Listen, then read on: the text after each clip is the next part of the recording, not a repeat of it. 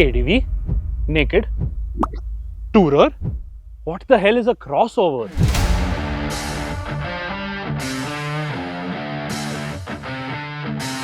Because if you also had these similar questions popping in your brain, then you're not the only one. Because in order to decode the Ultraviolette X47 is a bit difficult on paper. But once you hop onto this motorcycle and you start to ride it, you realize what a hoot it actually is. So just how much better is this over the F77? And more importantly, should you upgrade from a 150-200cc motorcycle onto this?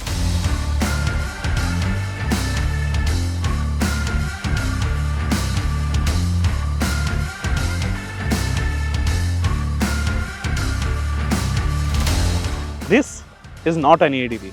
So it has a beak and it has these block pattern tires, but that's as far as its off-road worthiness goes about it.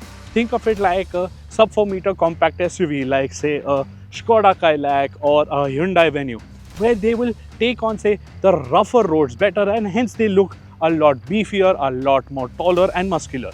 And that is a similar say design philosophy with the X47. So Ultraviolette has taken the F77 and thought, hey, why not make it a little more practical, a little more beefy, and hence you get the sort of bold and striking design language. Mind you, it's still a big motorcycle, especially from the saddle, and it gives you the feeling that you are riding something premium, you are riding something substantial.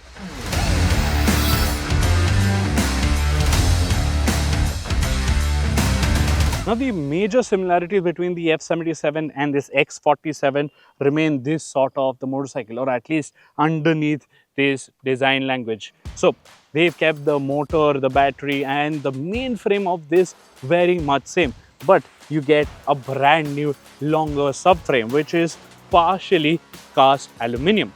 And in that sense, hopping on, yes, it does not feel quite as tall. In fact, the F77 has a lower seat height when compared to this, but this feels a lot more accessible because of the softer say suspension settings. So there is a lot more sag over here, and hence even though I am 5 feet 10 inches tall, I can easily flat foot say the balls of both of my feet.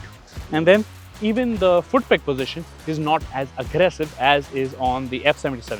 So they've pulled it a little forward, they've lowered it slightly to make the lower posture quite a lot more relaxed, and the seat space on offer is also comfy, so you can move around in the saddle quite a bit.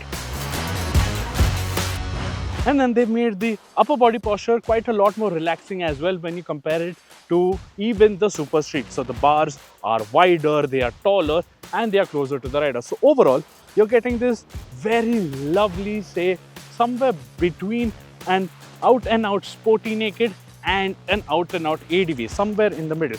This sort of gives you that BMW XR feeling rather than a GS, or for that matter, a proper roadster. So this posture is great. We rode this bike for quite a long time, both on the track as well as out in the roads, and the posture was very welcoming, very comfortable. But there is no escaping the fact that this is a heavy motorcycle. In fact, it is a little bit heavier than even the F77. So moving it around in the parking lot is going to take you some form of muscle.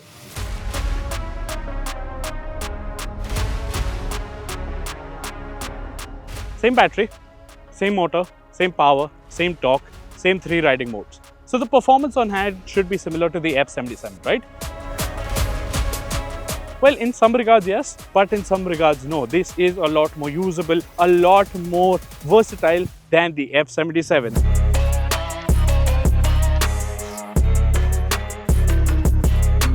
And that comes down to the fact that Ultraviolette has revised the sprocketing on the X47. So in order to compensate for that little extra weight and the longer, say, wheelbase, Ultraviolette has provided it a larger rear sprocket.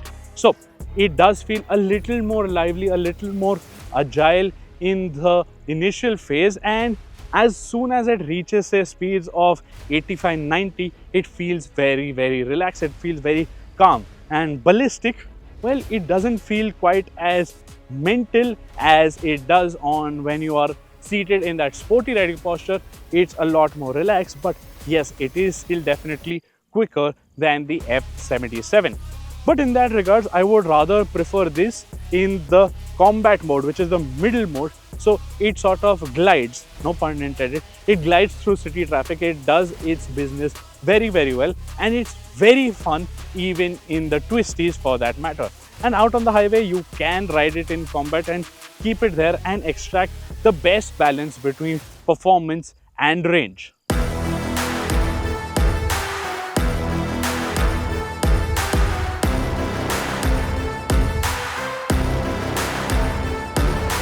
And you can tinker around with the regen settings on the fly, and that makes a real difference. So I like the regen to be at some of the lower settings. So out on the track, I was riding it at 2 because in 9 it felt very jerky, very choppy, and you had to struggle with the bike to modulate the throttle well. When you are seeking those thrilling moments, it's best to leave it in 2 or 1, or in case if you are really bold, switch it off completely as well, and you can do similarly for the traction control. But out on the streets, regen, keep it between 3 and 4, and that is a very nice spot. So you can free roll the bike a little bit and it will generate a little more range back into the battery.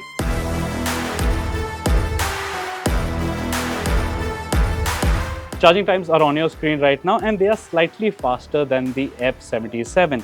So Ultraviolette is now also providing, say, an onboard charger where the main module is located somewhere underneath over here, but the charging point is here, and all you need to do is carry this, and it is slightly faster than, say, the standard charger, but this makes it very convenient to, say, ride this motorcycle and plug it and charge on the go.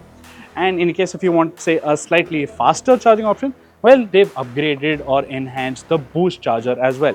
Now it's a lot more compact, it's a lot lighter than before, and it's slightly faster as well. So charging wise, Ultraviolette has definitely made the X47 quite a lot more convenient than the F77, but we would have wished that this, say, onboard charger was standard across variants.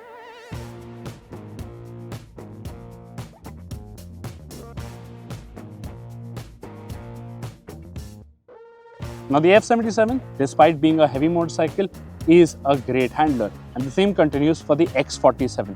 But it makes the task of, say, tapping into the corners or switching directions from one side to the other a lot easier because you have a lot more leverage on offer. And the long wheelbase and the slightly raked out front give you a lot more confidence when you are leaned over.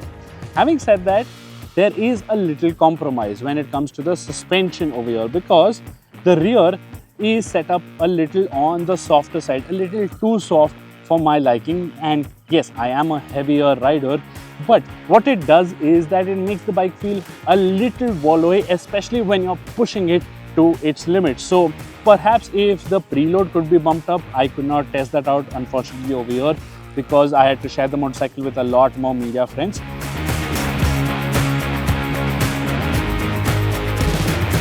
So perhaps bumping up the preload can do the trick, but yes, it is on the softer side and it compromises a little of that cornering fun. Now the soft suspension tune, while it does compromise on that outright cornering fun, it is not compromising it in the real world. In fact, in the real world, it is feeling a little too soft, especially at the rear, and because Ultraviolette has made the rebound still quite a lot quick, it feels bouncy. So over, say, broken surfaces, it doesn't settle down quickly. Having said that, this is quite a plush setup, so it feels very smooth and, say, very absorptive, but that sense of the rear just moving around, especially for a heavier rider, that remains. So Ultraviolette needs to, say, fine-tune the rear monoshock to provide that plush, brilliant suspension setup, but nowhere does it feel, say, as jarring or as demanding as the F77 does. The brakes continue to be rock solid, sharp and very precise. Modulation is very easy to do, and ABS intervention while out on the track, yes, we did feel that the ABS was kicking in quite a lot earlier than we expected, but on the road it was not doing so. So perhaps there was a model to model difference. Now these are specially developed MRF tires for the X47. So what this has is that it has block pattern design in the center, but you notice it closely and you will see that the lip over here, there is no block patternness over there. So what Ultraviolette is saying that this will give you enough grip for rough roading conditions, and since you don't really exactly lean when you're doing off-roading or rough roading, this sort of will give you that grip when you're out, say, chasing apexes. So we tested it out under the track. The tires were not, say, compromising on the traction available as such, but now that the heavens have opened up, we reserve our judgment on how good these will be once you, say, ride it in the monsoons.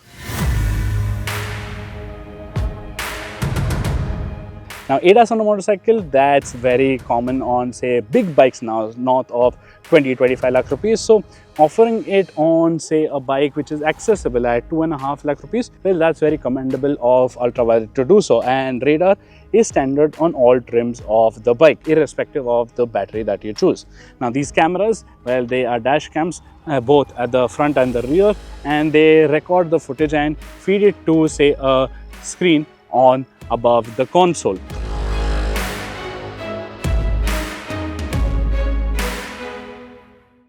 Now, at the time of recording this video, we do not have all of the prices of the X47. So suggesting which variant to buy is a little difficult, and in order to find that out, we leave it in the pinned comments as well as the description.